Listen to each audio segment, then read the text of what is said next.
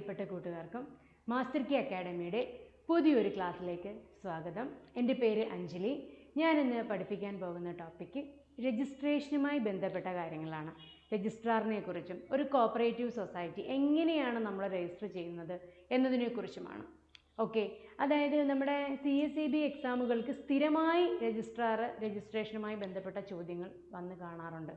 അതുകൊണ്ട് തന്നെ ഈ ക്ലാസ് കൃത്യമായി നിങ്ങൾ ശ്രദ്ധിച്ചിരിക്കുകയും നോട്ടുകൾ കൃത്യമായി എഴുതിയെടുത്ത് പഠിക്കുകയും ചെയ്തു കഴിഞ്ഞാൽ ഇതുമായി ബന്ധപ്പെട്ട് വരുന്ന ചോദ്യങ്ങൾക്ക് ആൻസർ എഴുതാനായിട്ട് പറ്റും. നമുക്ക് നമ്മുടെ ക്ലാസ്സിലേക്ക് കടക്കാം. നോക്കിയേ, രജിസ്ട്രാർ ഓഫ് കോപ്പറേറ്റീവ് സൊസൈറ്റീസ്. അതായത് ആരാണ് രജിസ്ട്രാർ?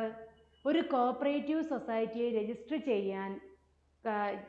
ചെയ്യാൻ പറ്റുന്ന ആളാണ് രജിസ്ട്രാർ എന്ന് പറയുന്നത്. എവിടെയാണ്? അതായത് ചാപ്റ്റർ 2 സെക്ഷൻ 3 മുതൽ 15 വരെയാണ് രജിസ്ട്രേഷനെ കുറിച്ച് പറയുന്നത്. സെക്ഷൻ 3 മുതൽ 15 വരെ Kerala cooperative societies act 1969 section 3 മുതൽ 15 വരെയാണ് രജിസ്ട്രേഷനെ കുറിച്ച് പറയുന്നത്. ഓക്കെ, നമുക്ക് നോക്കാം. എവിടെയാണ് രജിസ്ട്രാറിനെ കുറിച്ച് പറയുന്നത്? സെക്ഷൻ 3 നമ്മൾ രജിസ്ട്രാറിനെ കുറിച്ച് പറയുന്നത്. Section 3 of Kerala cooperative societies ആക്ടിനകത്താണ് നമ്മൾ രജിസ്ട്രാറിനെ കുറിച്ച് പറയുന്നത്. സെക്ഷൻ 3. ഇനി ഇതിൻ്റെ സബ്സെഷനുകൾ നോക്കിക്കേ. സെക്ഷൻ 3 സബ്സെഷൻ 1 അമെൻമെൻറ്റ് വന്നതാണ്. ഇത് ലേറ്റസ്റ്റ് അമെൻമെൻ്റ് ആണ്. അതുകൊണ്ട് ഇത് നിങ്ങൾ പഠിച്ചാൽ മതി. കഴിഞ്ഞതിനെക്കുറിച്ച് നിങ്ങൾ ബോധർ ചെയ്യേണ്ട ആവശ്യമില്ല. അമെൻമെൻറ്റ് വന്നു കഴിഞ്ഞാൽ കഴിഞ്ഞത് എന്തായിരുന്നു എന്നൊരു ചോദ്യം വരത്തില്ല. ഇപ്പോൾ എന്താണ് നടക്കുന്നത് അത് മാത്രമേ ചോദിക്കത്തുള്ളൂ. അതുകൊണ്ട് തന്നെ നമുക്ക് നോക്കാം. Government may appoint an officer of the state government as registrar for the state. ഒരു സംസ്ഥാനത്തിലെ ഒരു രജിസ്ട്രാറായിട്ട് ഗവൺമെൻറ് ഒരു വ്യക്തിയെ അപ്പോയിൻറ്റ് ചെയ്യുന്നു. അദ്ദേഹത്തിൻ്റെ പേരാണ് രജിസ്ട്രാർ. ആരാണ് അപ്പോയിൻറ്റ് ചെയ്യുന്നത്? സെക്ഷൻ 3 സബ്സെഷൻ 1 പറയുന്നത് അപ്പോയിൻമെൻറ്റ് ഓഫ് രജിസ്ട്രാർ. ആരപ്പോയിൻറ്റ് ചെയ്യുന്നു? ഗവൺമെൻറ് അപ്പോയിൻറ്റ് ചെയ്യുന്നു. ആരെ അപ്പോയിൻറ്റ് ചെയ്യുന്നു? രജിസ്ട്രാറിനെ അപ്പോയിൻറ്റ് ചെയ്യുന്നു. ആർക്ക് വേണ്ടിയിട്ടാണ്? നമ്മുടെ സംസ്ഥാനത്തിന് വേണ്ടിയിട്ട്, ഫോർ ദ സ്റ്റേറ്റ്. മനസ്സിലായോ? സെക്ഷൻ 3 സബ്സെഷൻ 1 അങ്ങനെ പറയുന്നു. എന്നാൽ സെക്ഷൻ 3 സബ്സെഷൻ 2 എന്താണ് പറയുന്നത്? The government may by general or special order confer on any officer of the state government.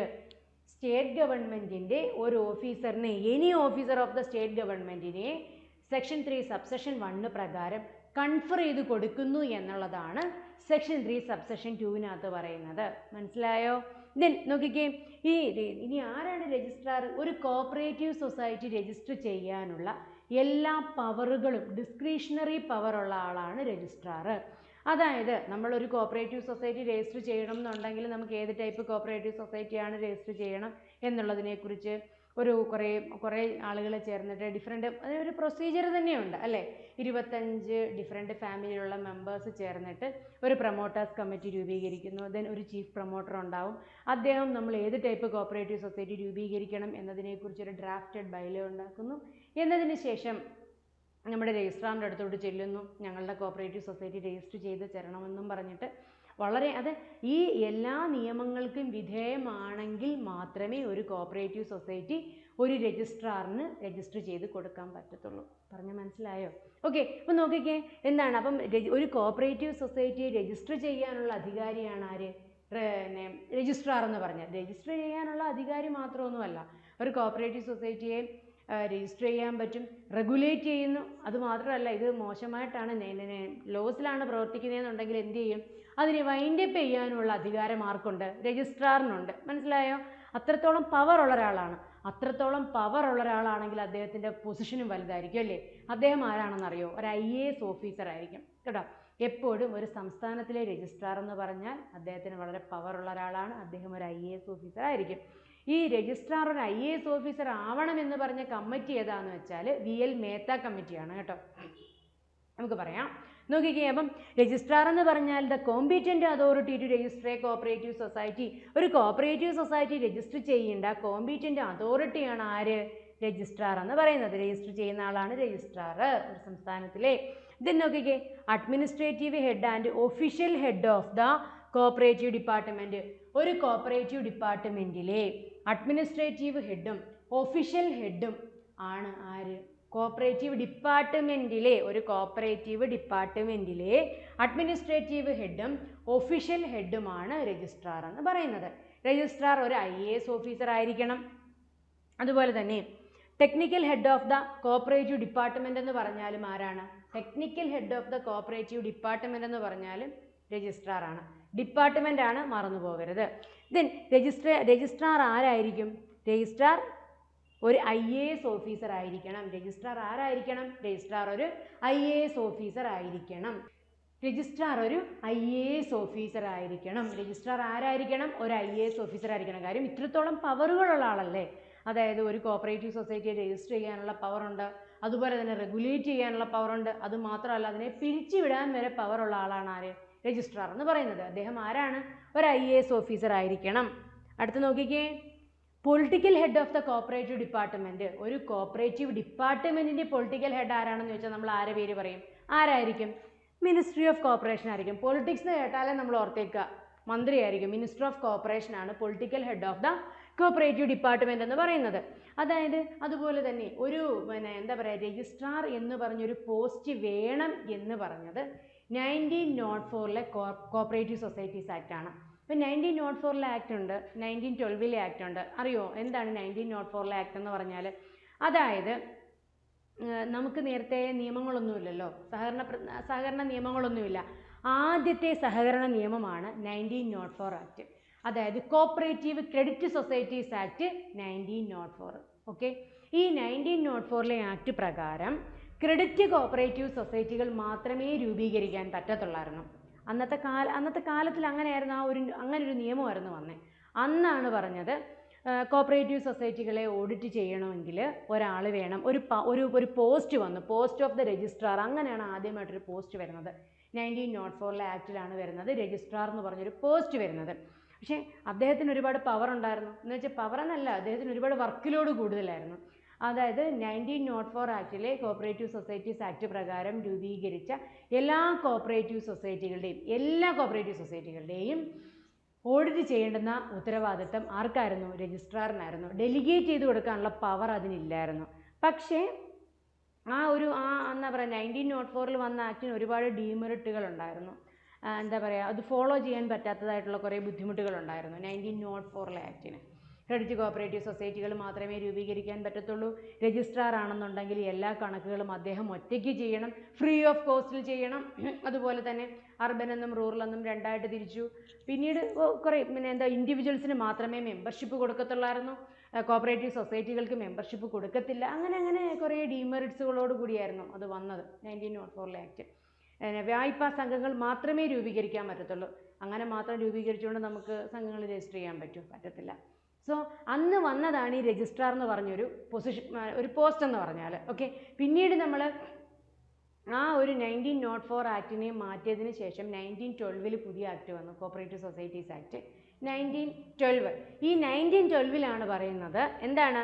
1912 ആക്ടിനകത്ത് പറഞ്ഞു ഡെലിഗേറ്റ് ചെയ്ത് കൊടുക്കാൻ പറ്റുമെന്ന് പറഞ്ഞു. പവർ ഡെലിഗേറ്റ് ചെയ്ത് കൊടുക്കാമെന്ന് പറഞ്ഞു. ഒരു രജിസ്ട്രാറിൻ്റെ പവർ ഡെലിഗേറ്റ് ചെയ്ത് കൊടുക്കാമെന്ന് പറഞ്ഞു. അപ്പം എന്താ പറയുക, രജിസ്ട്രാറിന് എല്ലാ കാര്യങ്ങളും ചെയ്യാനൊന്നും പറ്റത്തില്ല, എല്ലാ കോപ്പറേറ്റീവ് സൊസൈറ്റികളിലും പോയി ഇൻസ്പെക്ട് ചെയ്യാനൊന്നും പറ്റത്തില്ല. അങ്ങനെ പവർ ഡെലിഗേറ്റ് ചെയ്ത് കൊടുക്കാമെന്ന് പറയുന്നത് 1912 ആക്ടിനകത്തായിരുന്നു. ഇതവിടെ നിൽക്കട്ടെ.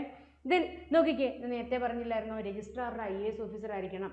രജിസ്ട്രാർ IAS ഓഫീസർ ആയിരിക്കണം എന്ന് പറഞ്ഞ കമ്മിറ്റിയാണ് VL മേത്ത കമ്മിറ്റി. 63-64 വന്ന VL മേത്ത കമ്മിറ്റി, അല്ലെങ്കിൽ committee on cooperative administration. Committee on cooperative administration എന്ന് പറഞ്ഞാൽ VL മേത്ത കമ്മിറ്റിയുടെ വേറൊരു പേരാണ് കമ്മിറ്റി ഓൺ കോപ്പറേറ്റീവ് അഡ്മിനിസ്ട്രേഷൻ. ആ കമ്മിറ്റിയാണ് പറഞ്ഞത്, എന്ത് പറഞ്ഞു? ഒരു രജിസ്ട്രാർ എന്ന് പറഞ്ഞാൽ registrar should be an IAS officer. Registrar ഒരു IAS ഓഫീസർ ആയിരിക്കണമെന്ന് പറഞ്ഞു. ദെൻ നോക്കിക്കേ, registrar should delegate the his powers are recommended by Dande committee. Dande committee പറഞ്ഞു രജിസ്ട്രാറിൻ്റെ പവറൊക്കെ ഡെലിഗേറ്റ് ചെയ്ത് കൊടുക്കണമെന്ന്. കാര്യം ഒരു സംസ്ഥാനത്തിൽ ഒരുപാട് കോപ്പറേറ്റീവ് സൊസൈറ്റികൾ കാണും. ഇതിൻ്റെ എല്ലാം ഇദ്ദേഹത്തിന് മാത്രം നോക്കാൻ പറ്റുമോ? ഇല്ല. അതുകൊണ്ട് അദ്ദേഹത്തിൻ്റെ പവറുകളെല്ലാം തന്നെ ഡെലിഗേറ്റ് ചെയ്ത് കൊടുക്കണം എന്ന് പറഞ്ഞു. ആര് പറഞ്ഞു? ഡാൻഡേ കമ്മിറ്റി പറഞ്ഞു. നമ്മൾ ഇത്രയും നേരം പറഞ്ഞതെന്ന് വെച്ചാൽ രജിസ്ട്രാറിനെ കുറിച്ചാണ്. Friend, philosopher and guide of a cooperative society എന്ന് പറയുന്നത് രജിസ്ട്രാറാണ്. ഒരു കോപ്പറേറ്റീവ് സൊസൈറ്റിയെ രജിസ്റ്റർ ചെയ്യാനുള്ള പവറുള്ള വ്യക്തിയാണ് രജിസ്ട്രാർ എന്ന് പറഞ്ഞാൽ. അദ്ദേഹത്തിന് ഒരു ഡിസ്ക്രിഷണറി പവറാണുള്ളത്. എന്താണ് ഡിസ്ക്രിഷണറി പവർ എന്ന് പറഞ്ഞാൽ ഉദ്ദേശിക്കുന്നത്? അദ്ദേഹത്തിൻ്റെ കയ്യിൽ കിട്ടുന്ന ഡോക്യുമെൻറ്റുകൾ വെച്ചിട്ട് അദ്ദേഹത്തിന് ഒരു ഫൈനൽ തീരുമാനമെടുക്കാനുള്ള കപ്പാസിറ്റി ഉണ്ട്. അത്രയും തീരുമാനമെടുക്കാൻ കപ്പാസിറ്റി ഉള്ള ഒരാൾ ചെറിയൊരാളായിരിക്കത്തില്ല. എന്താണ്? അദ്ദേഹം എപ്പോഴും ഒരു IAS ഓഫീസർ ആയിരിക്കും. IAS ഓഫീസർ ആവണമെന്ന് പറഞ്ഞ കമ്മിറ്റി ഏതാണ്? VL മേത്ത കമ്മിറ്റിയാണ്. 63 വരികയും 64 റിപ്പോർട്ട് സബ്മിറ്റ് ചെയ്യുകയും ചെയ്ത കമ്മിറ്റി ഓൺ കോപ്പറേറ്റീവ് അഡ്മിനിസ്ട്രേഷൻ എന്ന് പറയുന്ന കമ്മിറ്റിയാണ് രജിസ്ട്രാർ IAS ഓഫീസർ ആവണമെന്ന് പറഞ്ഞത്. എന്നാൽ പവർ ഡെലിഗേറ്റ് ചെയ്ത് കൊടുക്കണമെന്ന് പറഞ്ഞത് ഡാൻഡേ കമ്മിറ്റിയാണ്. നമ്മൾ രജിസ്ട്രാറിൻ്റെ പവർ കൺഫർ ചെയ്യുന്ന സെക്ഷൻ എത്ര? Section 3 subsection 2. ഗവൺമെൻറ് അപ്പോയിൻറ്റ് ചെയ്യുന്നു എന്ന് പറഞ്ഞത് എവിടെയായിരുന്നു? Section 3 subsection 1. ഇത്രയും കാര്യങ്ങളെ നമ്മൾ പറഞ്ഞുള്ളൂ. വളരെ സിമ്പിളായിട്ട് ഇത്രയും കാര്യങ്ങൾ നിങ്ങൾക്ക് മനസ്സിലായല്ലോ അല്ലേ? ഓക്കെ അല്ലേ? നമുക്ക് അടുത്തതിലോട്ട് പോയാലോ? നോക്കിയേ, അടുത്തത് നേരത്തെ പറഞ്ഞു ഒരു കോപ്പറേറ്റീവ് സൊസൈറ്റിയെ രജിസ്റ്റർ ചെയ്യാൻ പറ്റും, അതുപോലെ തന്നെ റെഗുലേറ്റ് ചെയ്യാൻ പറ്റുന്നു, അതുപോലെ വൈൻഡപ്പ് ചെയ്യാനും പറ്റും. പക്ഷേ ഒരു ലിക്വിഡേഷൻ പ്രോസസ്സ് ഈ വൈൻഡപ്പ് ചെയ്യാനും ഒക്കെ പറ്റാൻ ഉള്ള ഒരു കപ്പാസിറ്റി ഉള്ള ഒരാളാണ് രജിസ്ട്രാർ എന്ന് പറഞ്ഞാൽ. വെറുതെ പ്രവർത്തിച്ചുകൊണ്ടിരിക്കുന്ന ഒരു കോപ്പറേറ്റീവ്, നന്നായിട്ട് പ്രവർത്തിച്ചുകൊണ്ടിരിക്കുന്ന ഒരു കോപ്പറേറ്റീവ് സൊസൈറ്റി ഒന്നും പോയിട്ട് രജിസ്ട്രാറിന് വൈൻഡപ്പ് ചെയ്യാനൊന്നും പറ്റത്തില്ല. അതിൻ്റേതായ കാര്യകാരണങ്ങൾ ഉണ്ടാവണം. അതുപോലെ തന്നെ ഒരു കോപ്പറേറ്റീവ് സൊസൈറ്റി നമ്മൾ രജിസ്റ്റർ ചെയ്യാൻ പോയി കഴിഞ്ഞാൽ നമുക്ക് അത് രജിസ്റ്റർ ചെയ്ത് തരാതിരിക്കാൻ തക്കോണുള്ള റൈറ്റ് ഒന്നുമില്ല രജിസ്ട്രാറിന്. കൃത്യമായ കാരണങ്ങൾ പറയണം. അദ്ദേഹം കൃത്യമായ കാരണങ്ങൾ നമ്മളോട് പറയണം. എന്തുകൊണ്ടാണ് നിങ്ങൾ നിങ്ങളുടെ സൊസൈറ്റി രജിസ്റ്റർ ചെയ്യാൻ പറ്റാത്തതെന്ന് കൃത്യമായ കാരണം നമ്മളോട് പറയണം. നോക്കിക്കേ, അടുത്തത് എന്താണെന്ന്? രജിസ്ട്രാറിന് statutory, executive, administrative, regulatory and judicial functions. രജിസ്ട്രാറിനാണെങ്കിൽ സ്റ്റാറ്റ്യൂട്ടറി ഫങ്ഷൻസും എക്സിക്യൂട്ടീവും അഡ്മിനിസ്ട്രേറ്റീവും റെഗുലേറ്ററി ആൻഡ് ജുഡീഷ്യൽ ഫങ്ഷൻസ് വരെ ചെയ്യുന്ന ആളാണ് ആര്? രജിസ്ട്രാർ.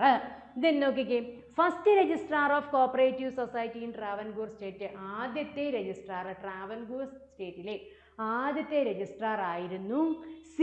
ഗോവിന്ദപിള്ളൈ. ആരായിരുന്നു? ഗോവിന്ദപിള്ളൈ. അതായത് first registrar of cooperative society in Travancore state എന്ന് ചോദിച്ചു കഴിഞ്ഞാൽ ഗോവിന്ദപിള്ളൈ. വർഷം ഏതായിരുന്നു? 1914, 1914 ദെൻ അടുത്ത് നോക്കിക്കേ, first registrar in Kerala state എന്ന് പറഞ്ഞു കഴിഞ്ഞാൽ ശിവരാമനാണ്. First registrar in Kerala state എന്ന് പറഞ്ഞാൽ ശിവരാമനാണ്. ദെൻ അടുത്ത് നോക്കിക്കേ, interest rate of PACS in Kerala and all credit societies. അതായത് കേരളത്തിൽ രജിസ്റ്റർ ചെയ്യുന്ന എല്ലാ PACSൻ്റെയും അതുപോലെ തന്നെ ക്രെഡിറ്റ് സൊസൈറ്റികളുടെയും ഇൻട്രസ്റ്റ് റേറ്റ് നിർണ്ണയിക്കുന്നത്, ഇൻട്രസ്റ്റ് റേറ്റ് ഫിക്സ് ചെയ്യുന്നത് രജിസ്ട്രാറും. എന്നാൽ കേരള ബാങ്കിൻ്റെയും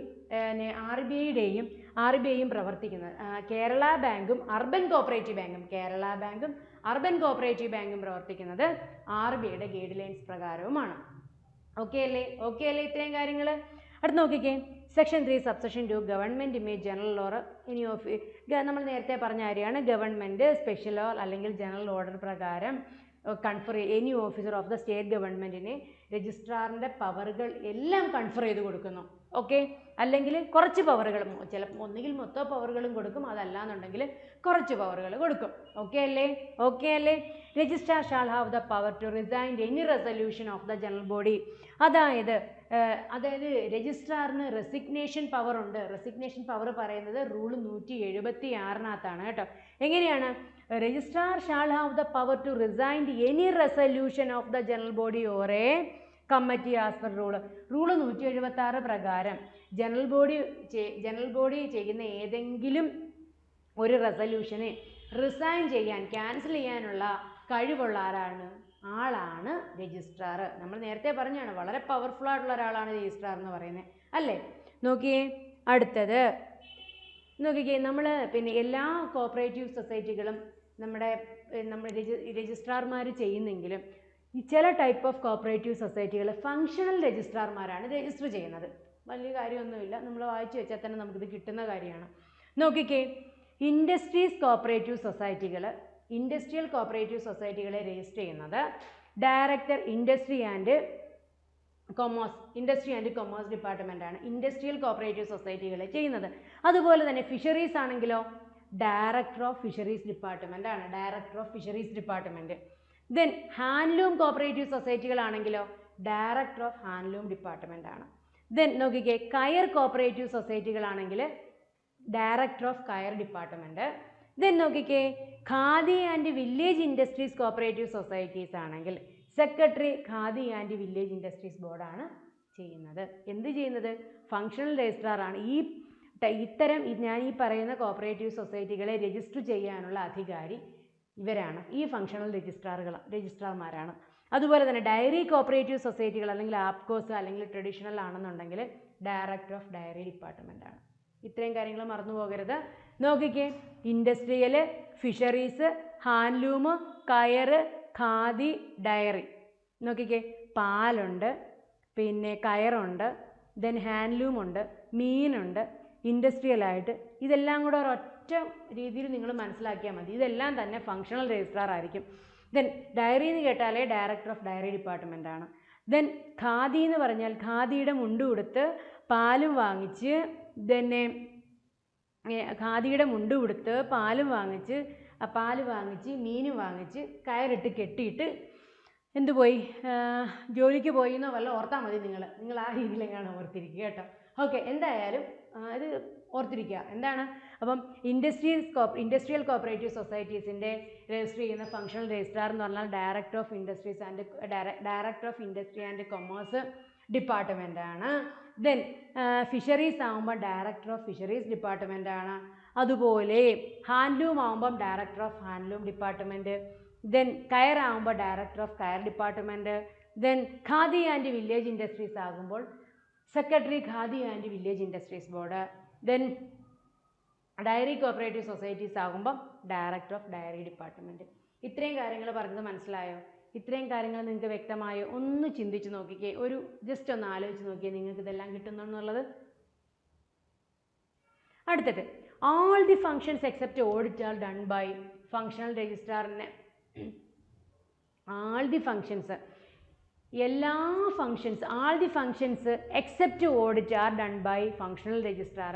നമ്മൾ തൊട്ട് മുമ്പേ പറഞ്ഞില്ലേ, ഫിഷറീസിൻ്റെ കാര്യം പറഞ്ഞു, ഡയറിയുടെ കാര്യം പറഞ്ഞു, പാല് പിന്നെന്തായിരുന്നു, പാലിൻ്റെ കാര്യം പറഞ്ഞു, മീനിൻ്റെ കാര്യം പറഞ്ഞു, കയറിൻ്റെ കാര്യം പറഞ്ഞു, ഹാൻഡ്ലൂം പറഞ്ഞു, ഇൻഡസ്ട്രിയൽ കോപ്പറേറ്റീവ് സൊസൈറ്റീസ്, കയർ കോപ്പറേറ്റീവ് സൊസൈറ്റീസ്, ഇവയെല്ലാം ഡയറി ആയാലും പാലിൻ്റെ കാര്യം. ഓക്കെ, ഈ പറയുന്നതിനെ എല്ലാം രജിസ്റ്റർ ചെയ്യുന്ന ആരാണ്? ഫങ്ഷണൽ രജിസ്ട്രാർമാരാണെന്ന് പറഞ്ഞു. രജിസ്റ്റർ ചെയ്യാനുള്ള കഴിവ് അവർക്ക് നമ്മളങ്ങ് വിട്ടുകൊടുത്തു. രജിസ്ട്രാർ വിചാരിച്ചു, കാര്യം ഈ പറയുന്ന എല്ലാ കാര്യവും ഞാൻ ഒറ്റയ്ക്ക് എങ്ങനെയാണ് ചെയ്താൽ എന്ന് വിചാരിച്ചിട്ട് ഈ പറഞ്ഞ ഇവരുടെ ഡിപ്പാർട്ട്മെൻറ്റിലേക്ക് കൊടുത്തു. എന്നിട്ട് പക്ഷേ ഓഡിറ്റ് മാത്രം കൊടുക്കത്തില്ല, കാര്യം കണക്ക് നമുക്ക് തന്നെയാണ് കേട്ടോ. ആർക്കാണ് നമ്മൾ കണക്ക്? These department. ഓഡിറ്റ് ഇതൊഴിച്ച് ഓഡിറ്റ് എല്ലാം ചെയ്യുന്നത് നമ്മുടെ കോപ്പറേറ്റീവ് ഡിപ്പാർട്ട്മെൻറ്റാണ്. മനസ്സിലായോ? ഓഡിറ്റ് ചെയ്യുന്നത് കോപ്പറേറ്റീവ് ഡിപ്പാർട്ട്മെൻറ്റാണ്. Then the audit of these societies are done by cooperative department. നോക്കിക്കേ, അടുത്ത് registrar confer his power to department hands through. Registrar ആണെന്നുണ്ടെങ്കിൽ താഴെ പറയുന്ന രീതിയിലാണ് ഓരോരുത്തർക്കും അദ്ദേഹത്തിൻ്റെ പവർ കൺഫർ ചെയ്ത് കൊടുക്കുന്നത്. നമ്മൾ നേരത്തെ പറഞ്ഞല്ലോ, ഏറ്റവും ടോപ്പിൽ ഇരിക്കുന്ന ആളാണ് രജിസ്ട്രാർ. രജിസ്ട്രാറിന് മേളിലാണ് ഗവൺമെൻറ് എന്ന് പറയുന്നത്. രജിസ്ട്രാറിന് മേളിലാണ് ഗവൺമെൻറ്. നോക്കാം നമുക്ക്. രജിസ്ട്രാറിനെ അപ്പോയിൻ്റ് ചെയ്യുന്ന ഗവൺമെൻറ് ആണല്ലോ, അപ്പോൾ സ്വാഭാവികമായിട്ടും രജിസ്ട്രാറിന് മേളിലുള്ളത് ഗവൺമെൻറ്. ഇനി രജിസ്ട്രാർ കൺഫർ ചെയ്ത് കൊടുക്കുന്ന രജിസ്ട്രാറിന് താഴെയുള്ള കുറേ ആളുകൾക്കാണ്. അതിനെ നമ്മൾ ഇതെപ്പോഴും ഇനി നമ്മൾ പറയാൻ പോകുന്നത് CSEB സ്ഥിരമായിട്ട് ചോദിക്കാറുണ്ട്. ഈ ഒരു ഹൈറാർക്കി നിങ്ങൾ പഠിച്ചു വെച്ചിരിക്കണം. നോക്കിക്കേ, DCA ആണ് സംസ്ഥാന തലത്തിലെ ഏറ്റവും ടോപ്പിലുള്ളത്. DCA ഇപ്പോഴത്തെ DCA എന്ന് പറഞ്ഞാൽ ഷെറിനാണ് കേട്ടോ. Then director of cooperative audit DCA state ലെവലിൽ. ദെൻ നോക്കിക്കേ, additional director of cooperative audit. DCAക്ക് താഴെ ആരുണ്ട്? അഡീഷണൽ ഡയറക്ടർ ഉണ്ട്. ദെൻ ജോയിൻ്റ് ഡയറക്ടർ ഉണ്ട്. ജില്ലാ തലത്തിലാണെങ്കിൽ ജോയിൻ്റ് ഡയറക്ടർ, അതുപോലെ തന്നെ ജില്ലാ തലത്തിലാണ് ഡെപ്യൂട്ടി ഡയറക്ടറും വരുന്നത്. ജില്ലാ തലത്തിൽ ജോയിൻറ്റും വരുന്നുണ്ട്. ജോയിൻറ്റ് ജില്ലയെന്ന് കേൾക്കും, ജോയിൻറ്റ് ജില്ല ഓർത്ത് വെച്ചേക്കാം, ജോയിൻറ്റ് ജില്ല. ദെൻ ഡെപ്യൂട്ടി ഡയറക്ടർ എന്ന് പറഞ്ഞു കഴിഞ്ഞാലും ഡിസ്ട്രിക്ട് ലെവലിൽ വരുന്ന. ദെൻ നോക്കിക്കേ, അതിന് താഴെയാണ് assistant director of cooperative audit taluk ലെവലിൽ. നമ്മുടെ താലൂക്ക് ലെവലിലുള്ള ആൾക്കാരാണ് ആര്?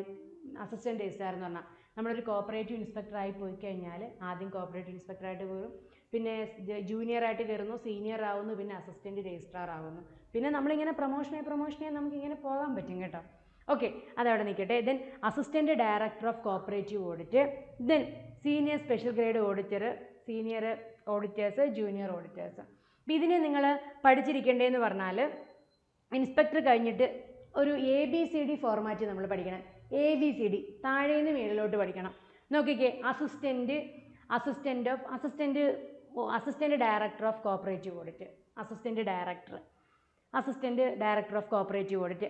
A കഴിഞ്ഞ് തൊട്ട് മേളിൽ ABCD, deputy director of cooperative audit. മനസ്സിലായോ? ഡെപ്യൂട്ടി. D കഴിഞ്ഞിട്ടല്ലേ ABCD, EFGHIJ, J joint director. കണ്ടോ? ദെൻ അഡീഷണൽ ഡയറക്ടർ, പിന്നെ അതിന് മേളിൽ BCA. ഇത്രയും കാര്യങ്ങൾ നിങ്ങൾക്ക് മനസ്സിലായോ? ഇത്രയും കാര്യങ്ങൾ മനസ്സിലായി. ഈ ഹയറാർക്കി കൃത്യമായി പഠിച്ചു വെച്ചേക്കണം. ഇങ്ങനെ ഓർത്താൽ മതി. ഏറ്റവും താഴെ inspectors, assistant, then deputy, joint, additional, BCA. Okay അല്ലേ? ഈ പറഞ്ഞ കണക്ക് താഴേന്ന് അങ്ങോട്ടാണ് പോകുന്നത്, നമ്മൾ താഴേന്ന് മേളിലോട്ടാണ് പോകുന്നത്. അതേ രീതിയിൽ നിങ്ങൾ പഠിച്ചു വെച്ചേക്കുക. ഓക്കെ അല്ലേ? ദെൻ അടുത്ത് നോക്കിക്കേ, അഡീഷണൽ രജിസ്ട്രാറിൻ്റെ പവറുകൾ. ഈ നമ്മൾ എന്തൊക്കെ പവറുകളാണ് ഇവർക്കുള്ളതെന്നുള്ളതാണ്. നമ്മുടെ രജിസ്ട്രാർമാരെ പവറുകളോട് നമ്മൾ പഠിച്ചു വെച്ചേക്കണമല്ലോ. ഇത് നമുക്ക് ചോദിക്കുന്നതാണ് കേട്ടോ. നോക്കിക്കേ, നെയിം ഓഫ് ദ പോസ്റ്റ്, അതായത് അഡീഷണൽ രജിസ്ട്രാർ എന്ന് പറഞ്ഞാൽ എല്ലാ പവറുകളുമുണ്ട്. രജിസ്ട്രാറിൻ്റെ എല്ലാ പവറുകളുമുള്ള വ്യക്തിയാണ് ആര്? അഡീഷണൽ രജിസ്ട്രാർ എന്ന് പറഞ്ഞാൽ. അതുപോലെ തന്നെ ജോയിൻറ്റ് രജിസ്ട്രാറിൻ്റെ എല്ലാ പവറുകളും ഉണ്ട്.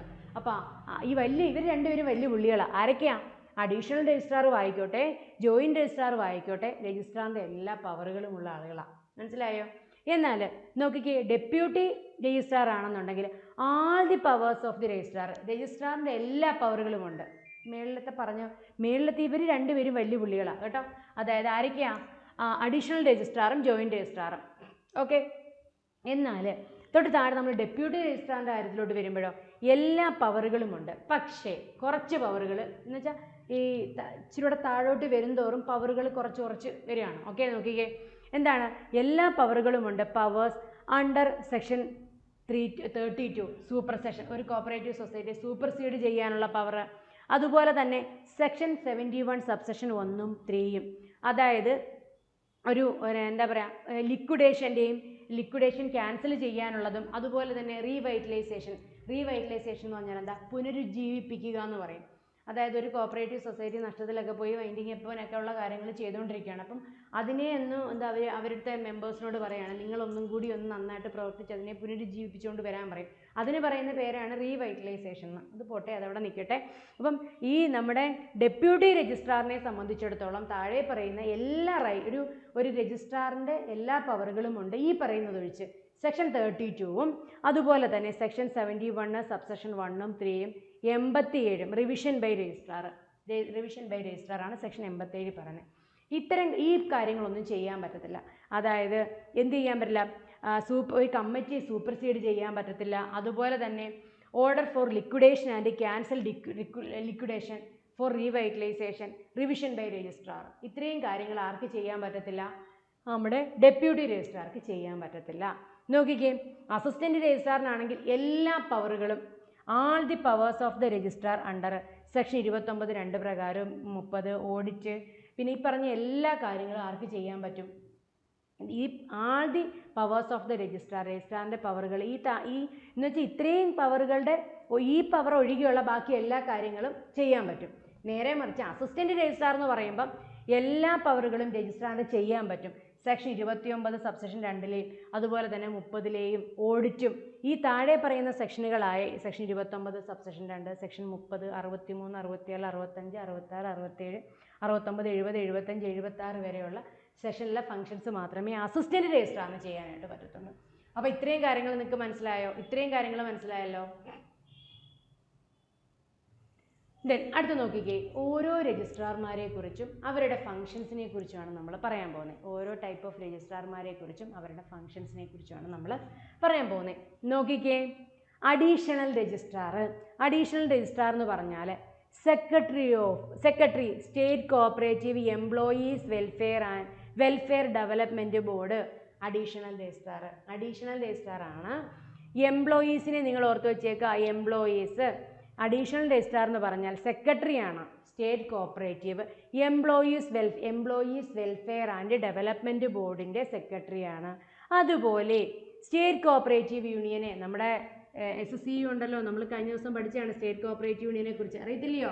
സെക്ഷൻ 2S ഡിഫൈൻ ചെയ്യുന്ന സ്റ്റേറ്റ് കോഓപ്പറേറ്റീവ് യൂണിയന് സെക്ഷൻ 89 സ്റ്റേറ്റ് കോഓപ്പറേറ്റീവ് യൂണിയനെ കുറിച്ച് പറയുന്നത്. നമ്മുടെ സംസ്ഥാന തലത്തിൽ ലോകതലത്തിൽ ഈ ICI ചെയ്യുന്ന പ്രവർത്തനങ്ങൾ നമ്മുടെ എഡ്യൂക്കേഷൻ ആൻഡ് പ്രൊപ്പഗണ്ട ഭാഗത്തിലെ എല്ലാ കാര്യങ്ങളും ചെയ്യുന്നതാണ് നമ്മുടെ സ്റ്റേറ്റ് കോഓപ്പറേറ്റീവ് യൂണിയൻ എന്ന് പറയുന്നത്.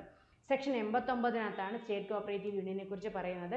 ഡിഫൈൻ ചെയ്യുന്നത് സെക്ഷൻ 2S ദെൻ അതവിടെ നിൽക്കട്ടെ, നമുക്ക് നോക്കാം.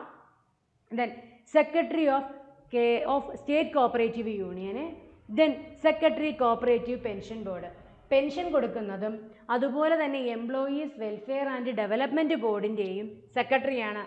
Officer on special duty trustee ആയിട്ടും കേസ് കാർഡ് ബാങ്കിൻ്റെ ട്രസ്റ്റി ആയിട്ടും പ്രവർത്തിക്കുന്ന ആളാരാണ്? രജിസ്ട്രാറാണ്. കേസ് കാർഡ് ബാങ്കിൻ്റെ ട്രസ്റ്റി ആയിട്ടും പ്രവർത്തിക്കുന്നുണ്ട്. ദെൻ നോക്കിക്കേ, election commissioner, state cooperative election കമ്മീഷണറായിട്ട് പ്രവർത്തിക്കുന്നുണ്ട്. ഇലക്ഷൻ കമ്മീഷണറാണ്. പുള്ളി ഇച്ചിരി വലിയ പൊസിഷനിലുള്ള ആളല്ലേ. Then election കമ്മീഷണറാണ്. ദെൻ അതുപോലെ തന്നെ എംപ്ലോയീസുമായി ബന്ധപ്പെട്ട, ഈ എംപ്ലോയീസ് എന്നുള്ള വാക്ക് നിങ്ങൾ ഓർത്ത് വെച്ചേക്കാം.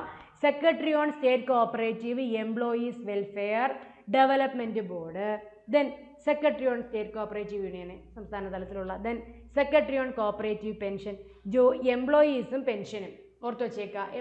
എംപ്ലോയി ജോലി ആയതിനു ശേഷം അല്ലേ നമുക്ക് പെൻഷൻ കിട്ടത്തുള്ളൂ. ജോലിക്ക് മുമ്പ് പെൻഷൻ കിട്ടുമോ? ഇല്ല. അപ്പോൾ ജോലി പെൻഷൻ സ്റ്റേറ്റ് കോഓപ്പറേറ്റീവ് യൂണിയന് സ്പെഷ്യൽ ഡ്യൂട്ടി ട്രസ്റ്റി ആയിട്ട് പ്രവർത്തിക്കുന്നുണ്ട്. കേസ് കാർഡ് ബാങ്കിൻ്റെ ട്രസ്റ്റി ആയിട്ട് പ്രവർത്തിക്കുന്നു. ദെൻ ഇലക്ഷൻ കമ്മീഷണറായിട്ട് പ്രവർത്തിക്കുന്നു. എവിടുത്തെയാ? സ്റ്റേറ്റ് കോഓപ്പറേറ്റീവ് ഇലക്ഷൻ കമ്മീഷൻ്റെ ഇലക്ഷൻ കമ്മീഷണറായിട്ടും പ്രവർത്തിക്കുന്നുണ്ട്. ആരാണ്? അഡീഷണൽ രജിസ്ട്രാറാണ് കേട്ടോ. നോക്കി അടുത്ത നോക്കിക്കേ, joint registrar, secretary to the state cooperative election commission. നമ്മൾ നേരത്തെ പറഞ്ഞത് ഇലക്ഷൻ കമ്മീഷണറായിട്ടാണ് പ്രവർത്തിക്കുന്നതെന്നാണ് പറഞ്ഞത്. ഇത് നോക്കിക്കേ, secretary to the state cooperative election commission secretary ആയിട്ട് പ്രവർത്തിക്കുന്നു. Then secretary Kerala state cooperative welfare development ബോർഡാണിത്. ഇതെന്ന് പറഞ്ഞാൽ ഇച്ചിരി വലിയ പൊസിഷനിലുള്ള ആളാണ്. ഇദ്ദേഹം എംപ്ലോയീസിൻ്റെയാണ്. മനസ്സിലായോ? അത് തിരിഞ്ഞു പോകരുത്. ദെൻ വെൽഫെയർ ഡെവലപ്മെൻറ്റ് ബോർഡ് എന്ന് പറഞ്ഞാൽ ആരാണ്? Secretary on Kerala state cooperative welfare development ബോർഡാണ്. ജോയിൻ്റ് രജിസ്ട്രാർ ആയിരിക്കും. അതുപോലെ Kerala state cooperative deposit guarantee scheme അറിയാമല്ലോ. ഡെപ്പോസിറ്റ് ഗ്യാരണ്ടി സ്കീമിൻ്റെ സെക്രട്ടറി ആയിട്ട് പ്രവർത്തിക്കുന്നതും ആരാണ്? ഡെപ്പോസിറ്റ് ഗ്യാരണ്ടി സ്കീമിൻ്റെ സെക്രട്ടറി ആയിട്ട് പ്രവർത്തിക്കുന്നതും ജോയിൻ്റ് രജിസ്ട്രാറാണ്. അപ്പോൾ നമ്മൾ 2 രജിസ്ട്രാർമാരെ ഫങ്ഷൻസ് പറഞ്ഞു. ഏതൊക്കെയാണ് പറഞ്ഞേ? അഡീഷണൽ രജിസ്ട്രാറും പറഞ്ഞു, ജോയിൻ്റ് രജിസ്ട്രാറും പറഞ്ഞു. ഓക്കെ അല്ലേ? ഇത്രയും കാര്യങ്ങൾ നിങ്ങൾക്ക് ഓക്കെ അല്ലേടേ? ഓക്കെ അല്ലേ? നമുക്ക് അടുത്തതിലോട്ട് പോയാലോ? അടുത്തത് ഡെപ്യൂട്ടി രജിസ്ട്രാർ. നോക്കിക്കേ, ഡെപ്യൂട്ടി രജിസ്ട്രാർ എന്ന് പറഞ്ഞാൽ secretary to state cooperative service examination board. നമ്മളെല്ലാവരും പൈസ അടച്ചടച്ച് വലുതാക്കിയ നമ്മുടെ സ്വന്തം എക്സാമിനേഷൻ ബോർഡ് അല്ലേ? എപ്പോഴും നമുക്കിപ്പോൾ അടുത്തത് കിട്ടും, അടുത്ത ജോലി കിട്ടുമെന്ന് വിചാരിച്ച് ഓരോ നോട്ടിഫിക്കേഷൻ വരുമ്പോൾ 10, 30, 35 ബാങ്ക് വെച്ചിട്ട് നമ്മൾ അയക്കും അല്ലേ? അയക്കത്തില്ലേ? അയച്ചിട്ട് നമ്മൾ അവരെ വളർത്തിക്കൊണ്ടിരിക്കുകയാണ്. അവർ നമ്മളെ തളർത്തിക്കൊണ്ടിരിക്കുകയാണ് അല്ലേ? അതിനേക്കാട്ടും നമ്മളെ തളർത്തുന്ന ആരാ? PSC. പോട്ടെ, ഒന്നും പറയണ്ട, നോക്കാം നമുക്ക്. ഇത് നോക്കിക്കേ, അതായത് സ്റ്റേറ്റ് കോഓപ്പറേറ്റീവ് സർവീസ് എക്സാമിനേഷൻ ബോർഡിൻ്റെ സെക്രട്ടറിയാണ് ഡെപ്യൂട്ടി രജിസ്ട്രാർ. ആരാണ്? Secretary on state cooperative service examination ബോർഡിൻ്റെ സെക്രട്ടറിയാണ്. കോഓപ്പറേറ്റീവ് ട്രിബ്യൂണലിൻ്റെ സെക്രട്ടറിയാണ്. കേട്ടോ. കോഓപ്പറേറ്റീവ് ട്രിബ്യൂണൽ അറിയാമല്ലോ. നമുക്ക് തർക്കങ്ങളെ പരിഹരിക്കാൻ വേണ്ടിയിട്ട് 2 തരം തർക്കങ്ങളുണ്ട്. മോണിറ്ററി ഡിസ്പ്യൂട്ടും ഉണ്ട്, നോൺ മോണിറ്ററി ഡിസ്പ്യൂട്ടും ഉണ്ട്. സെക്ഷൻ 2I നമ്മൾ ഡിസ്പ്യൂട്ടിനെ കുറിച്ച് ഡിഫൈൻ ചെയ്തിരിക്കുന്നത്. അപ്പം ഇങ്ങനെ തർക്കങ്ങൾ ഉണ്ടാകുന്ന സമയത്ത് പണപരമായ തർക്കങ്ങളാണെങ്കിൽ നമ്മൾ രജിസ്ട്രാറും, പണപരമല്ലാത്ത തർക്കങ്ങളാണെങ്കിൽ നമ്മൾ ആർബിട്രേഷൻ കോർട്ടിൻ്റെ അടുത്തോട്ടും പോകും. അങ്ങനെ ഇവർ രണ്ടുപേരും തന്ന വിധിയിൽ, ഇപ്പം പണപരമായ തർക്കമായിക്കോട്ടെ പണേതര തർക്കമായിക്കോട്ടെ, ഇവർ രണ്ടിൽ നമ്മൾ ഏതെങ്കിലും ഒരു വഴക്കിന് പോകുന്ന സമയത്ത് ഇത് രണ്ടും നമുക്ക് സാറ്റിസ്ഫൈഡ് അല്ല എന്നുണ്ടെങ്കിൽ നമ്മൾ പോകുന്നത് എവിടോട്ടാണ്? കോഓപ്പറേറ്റീവ് ട്രിബ്യൂണലിലോട്ടാണ് പോകുന്നത് കേട്ടോ. അപ്പം നോക്കിക്കേ, സെക്രട്ടറി ടു കോഓപ്പറേറ്റീവ് ട്രിബ്യൂണൽ ആരാണ്? ഡെപ്യൂട്ടി രജിസ്ട്രാറാണ്. ഇതിനടുത്ത് നോക്കിക്കേ, സെക്രട്ടറി ടു കോഓപ്പറേറ്റീവ് ഓംബുഡ്സ്മാനെ. കോഓപ്പറേറ്റീവ് ഓംബുഡ്സ്മാൻ്റെ സെക്രട്ടറിയും കൂടാണ് ആരെന്ന് പറയുന്നത്? ഡെപ്യൂട്ടി രജിസ്ട്രാർ എന്ന് പറഞ്ഞാൽ.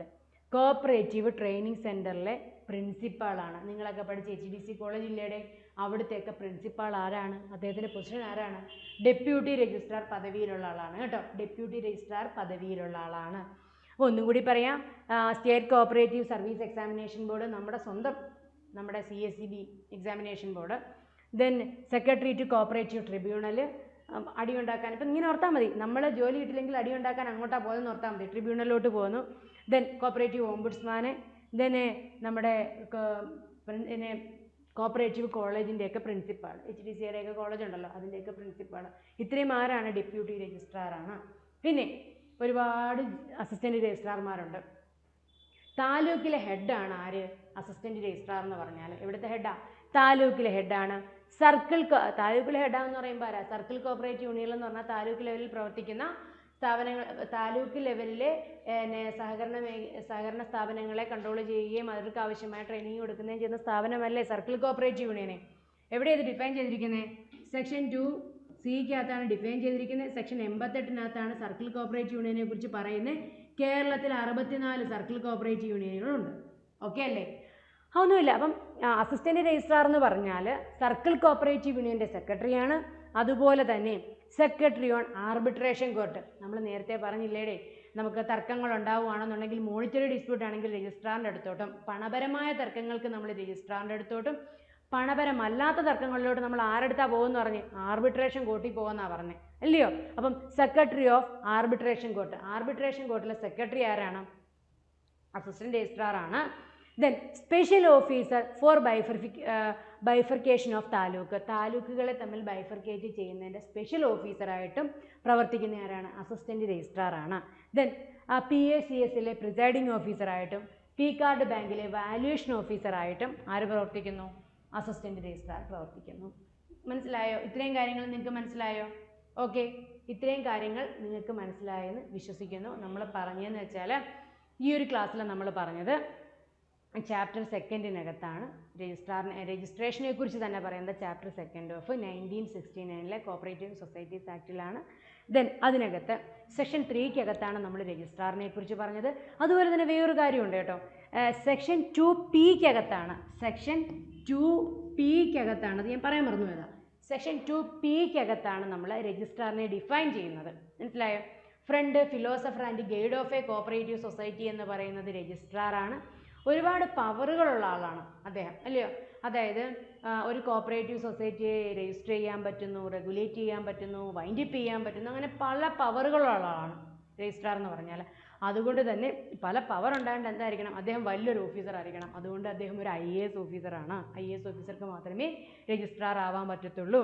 ഈ രജിസ്ട്രാർ IAS ഓഫീസർ ആവണമെന്ന് പറഞ്ഞ് ഇതിനകത്താണ് VL മേത്ത കമ്മിറ്റിക്കകത്താണ് പറഞ്ഞത്. അദ്ദേഹത്തെ VL മേത്ത കമ്മിറ്റി 63-64 വന്ന committee on cooperative administration, VL Mehta committee അല്ലെങ്കിൽ committee on cooperative administration. Then നമ്മൾ പിന്നെ എന്താ പറഞ്ഞത്? ഡാൻഡെ കമ്മിറ്റിയെക്കുറിച്ച് പറഞ്ഞു. പവർ കൺഫർ ചെയ്ത് കൊടുക്കാൻ പറഞ്ഞത് ഡാൻഡെ കമ്മിറ്റിയാണെന്ന് പറഞ്ഞു. അപ്പം ഏതിനകത്താണ് അപ്പോയിൻറ്റ് ചെയ്യുന്നത്? സെക്ഷൻ 3 സബ്സെക്ഷൻ 1 നമ്മൾ അപ്പോയിൻറ്റ് ചെയ്യുന്നതിനെ കുറിച്ച് പറഞ്ഞു. 2 നമ്മൾ പറഞ്ഞു കൺഫർ ചെയ്ത് കൊടുക്കുന്ന കാര്യം പറഞ്ഞു, പവർ കൺഫർ ചെയ്ത് കൊടുക്കുന്ന കാര്യം പറഞ്ഞു. ദെൻ നമ്മൾ പിന്നെ ടൈപ്പ് ഓഫ് രജിസ്ട്രാർമാരെ കുറിച്ച് പറഞ്ഞു. നേരെ മറിച്ച് പൊളിറ്റിക്കൽ ഹെഡ് എന്ന് പറയുമ്പോൾ ആരാണ്? കോപ്പറേറ്റീവ് മിനിസ്റ്റർ എന്ന് പറഞ്ഞു. ബാക്കി എല്ലാ കാര്യങ്ങളെക്കുറിച്ചും എല്ലാത്തിൻ്റെ ആൻസർ നമ്മുടെ രജിസ്ട്രാർ തന്നെയാണ് വരുന്നത് അല്ലേ? പക്ഷേ ഇപ്പം നമ്മൾ ചോദ്യം ചോദിക്കുമ്പോൾ എല്ലാം രജിസ്ട്രാർ ആണെന്ന് വരും. പക്ഷേ നമ്മൾ ഇതെല്ലാം കഴിഞ്ഞ് അടുത്തതിലോട്ട് പോകുന്ന സമയത്ത് നമുക്ക് രജിസ്ട്രാർ ആണോ RBI ആണോ അങ്ങനെ കൺഫ്യൂസിങ് ആയിട്ട് വരും ഓരോ കാര്യങ്ങൾ. പിന്നെ നമ്മൾ പറഞ്ഞ സംസ്ഥാന തലത്തിൽ ഏതൊക്കെ കോപ്പറേറ്റീവ് സൊസൈറ്റികൾ രജിസ്റ്റർ ചെയ്യുന്നുണ്ടോ അതിൻ്റെ എല്ലാം ഇൻട്രസ്റ്റ് റേറ്റ് അല്ലെങ്കിൽ പിന്നെ രജിസ്ട്രേഷൻ ഇത്തരം കാര്യങ്ങളെല്ലാം ചെയ്യുന്ന ആരാണ്? രജിസ്ട്രാറാണ്. RBIയുടെയും കേരള ബാങ്കിൻ്റെയും കാര്യം വരുന്ന സമയത്ത് RBI അല്ല, അർബൻ കോപ്പറേറ്റീവ് ബാങ്കിൻ്റെയും കേരള ബാങ്കിൻ്റെയും കാര്യം വരുമ്പോൾ ആരായിരിക്കും അത് ചെയ്യുന്നത്? RBIയുടെ റെഗുലേഷൻസ് അനുസരിച്ചായിരിക്കും ചെയ്യുന്നത്, ഗൈഡ് ലൈൻസ് അനുസരിച്ചായിരിക്കും ചെയ്യുന്നത്. ഇത്രയും കാര്യങ്ങളാണ് നമ്മൾ രജിസ്ട്രാറുമായി ബന്ധപ്പെട്ട് പറഞ്ഞത്. ഇനി അടുത്ത ക്ലാസ്സിൽ നമ്മൾ ഇതിൻ്റെ ക്വസ്റ്റ്യൻ ഡിസ്കഷൻ്റെ ഒരു ക്ലാസ്സും അതുപോലെ രജിസ്ട്രേഷൻ്റെ ഒരു ക്ലാസ്സും ഉണ്ടായിരിക്കും. അപ്പം നിങ്ങളുടെ അടുത്ത് എനിക്ക് പറയാനുള്ളത്, എത്ര പരാജയപ്പെട്ടാലും പല പ്രശ്നങ്ങൾ നമ്മുടെ ജീവിതത്തിൽ ഫേസ് ചെയ്യേണ്ടി വന്നാലും നന്നായിട്ട് പഠിക്കുക. നമ്മൾ ഒരിക്കലും പരാജയപ്പെടരുത്. നമ്മൾ എപ്പോഴാണോ പരാജയം സമ്മതിക്കുന്നത് അന്ന് നമ്മൾ മരിച്ചു എന്ന് നമ്മൾ വിചാരിച്ചാൽ മതി. അതായത് നമ്മുടെ ജീവിതത്തിൽ എപ്പോഴും പല പല പ്രതിസന്ധികളുണ്ടാവും. നമുക്ക് പല പല എക്സാമുകളും എക്സാമുകളും നമുക്ക് ക്രാക്ക് ചെയ്യാൻ പറ്റാതെ വരും. പക്ഷേ ഒരിക്കലും നിങ്ങൾ തളരരുത്. നിങ്ങൾ നന്നായിട്ട് പഠിക്കുക, ഏറ്റവും നന്നായിട്ട് പഠിക്കുക. ഇന്നല്ലെങ്കിൽ നാളെ നമുക്കൊരു റിസൾട്ട് ഉണ്ടാവും. എല്ലാം ജീവിതത്തിൽ നന്മകൾ ഉണ്ടാവട്ടെ, എല്ലാവർക്കും ജോലി കിട്ടട്ടെ, എല്ലാവർക്കും ഏറ്റവും നല്ലൊരു ദിവസം ആശംസിക്കുന്നു. അപ്പം നമുക്ക് വീണ്ടും കാണാം. Okay, bye bye, see you. Okay.